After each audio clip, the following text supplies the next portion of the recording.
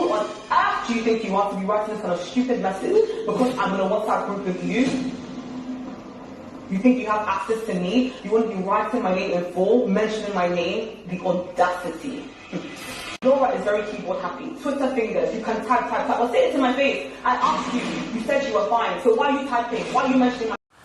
So let me take you back to episode 6 where Mariam extended an invitation to the ladies. She invited them over to her house for brunch.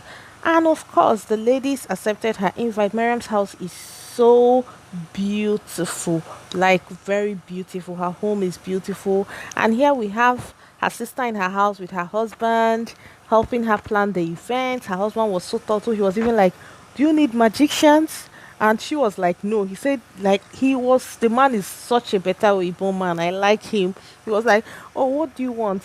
In fact, he brought her drinks and snacks. She was with her sister by the bar gisting. And he asked her if she was okay. She said, of course. He tried to, suggest ways in which she can spice up the event she was hosting, which I found really thoughtful and sweet.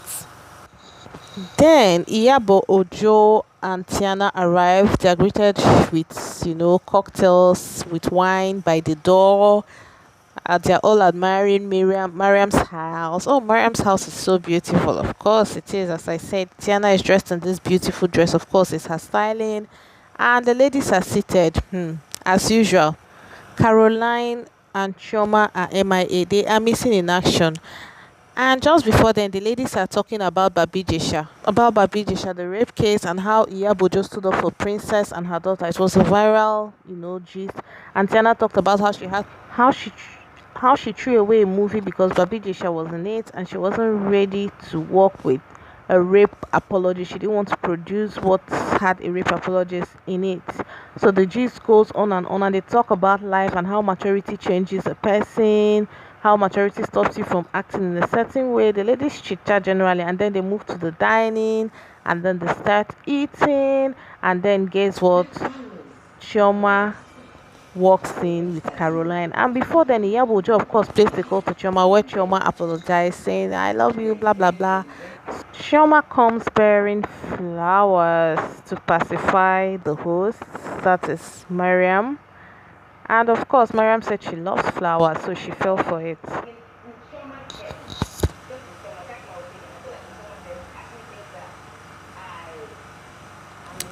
So you can imagine what Laura thinks about Chioma. Honestly, at this point, Chioma lives rent-free in Laura's head. It's giving obsession, and it's so irritating to see. Like, why would she say that Chioma thinks she's intimidated by what she wears? Like, how in heaven's name would is she in Chioma's mind? Chioma has never even discussed Laura like unprovoked. Besides, this is who Chioma is. Chioma loves to dress. Iyabo proceeds to give us a full lecture as to how we're late and how we're always late and how they waited for hours and hours, and we apologize again. I think it's disrespectful because when we make time, I'm thinking of everybody. Like, oh, I don't want to keep anybody waiting. My focus and direction is mainly on Chioma, most especially because I know she's the real leader of Coming Late. I think I'm very well deserving of the latecomer title. I'm happy to take the crown and the sash to go with. Chioma accepts the latecomer title with her full chest, but I think honestly this constant coming late is really bad on Chioma's side. But the thing is that the ladies give her way too much attention, Chioma and Caroline. Sometimes when people like Chioma, how to handle them is this: go on with the event. You don't need to stress them. When they come anywhere they meet, if they meet you upstairs, fine. If there is no food, oh, the food has finished, we thought you won't come, continue. By the time you do it 2 or 3 times, they will learn. Like, sometimes you just need to quit the TED talk and act. Like, deal with people in a way that they are going to learn without you making an effort. Like, you won't even quarrel with them, but they will get it. And one thing about life is, no matter how wealthy you are, no matter how much access you have to food, you see free food, you get as they do for body. Like, if you attend an event and they tell you, oh, food has finished, even if you have that food at home, you feel bad. So that is how to handle people like Chioma and Caroline, of course. So dinner is done and the ladies proceed upstairs to have karaoke, with Chioma ruining it in Yoruba.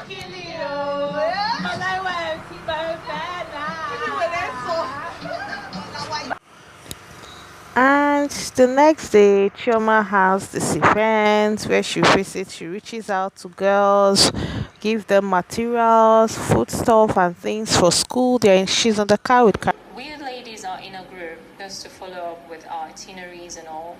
We're on our way, and all of a sudden, messages start rolling in our WhatsApp group. You think I did not notice her attitude towards me? For you at Mariam's dinner, I told you. Her moodiness, her attitude, it's none of my business. On her fashion show, we waited for 6 hours for this woman. 6 hours only to go and watch God knows what, like nightgown. and the WhatsApp messages begin to roll in. There's a heated exchange between Caroline and Laura. They are saying despicable things to each other, calling each other horrible names, as you can see on the screenshots rolling through. See, I will do anything and everything to be on this group. Juicy gist now. So she wrote them. Who on earth do you think you are to be writing this kind of stupid message? The messages were really stupid, if you ask me. And so, as we saw in the next episode, as we saw in the preview after the show, Yabo called for a meeting, and there was a showdown between what's her name, Laura and Caroline. In fact, it went physical. That Mariam's top got ripped while she was trying to protect Laura. While she was trying to protect Laura, her top got ripped. So just go watch Showmax for more. This is the little I can bring. I'm not allowed to post so much videos, so go and subscribe to Showmax for the main gist. I tell you, yesterday was a whole lot. I was offended. I wasn't happy with Laura at all, because I feel like Laura has a way of sprinkling in Caroline's failed marriage when they're having discussions, and I see that's something that is really low. It's not a good thing. Like, why do you need to bring in her failed marriage when people are having conversations? It's not necessary at all. And then the slut shaming, you sleep with younger men. And I need Caroline to own her dating younger men with her full chest. I hate the fact that she gets very defensive whenever that happens. She should be, it's not wrong to date a younger man. It's not a bad thing. Older men date younger ladies, and heaven hasn't fallen. So as long as these men are of age and the relationship is consensual, it's not a big deal. I don't know why Caroline gets so defensive whenever this issue is brought up. So that's all. And okay, guess what, another gist. This one, sidebar sha.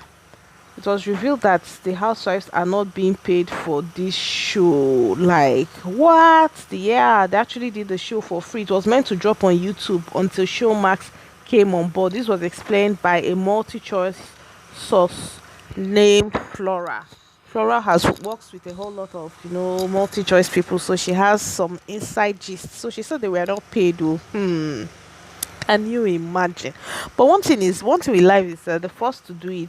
You see now, subsequently, many people will lobby and they'll want to be part of the show. So the good thing is that it was actually Tiana and Iyabo that pitched the idea and all that. So let's hope that if there is a season 2, hopefully they fling out Caroline and Laura, because I'm not really a fan of the both of them. Caroline is a bit uptight. Laura is very bitter. She's toxic, and I noticed she hasn't even been posting about the show. Maybe she just realized, oh, I wasn't paid for this, I'm not going to do this, and stuff like that, whatever. So I'm super excited for next episode, and I can't wait. Watch my videos, like my videos, share my videos. Thank you.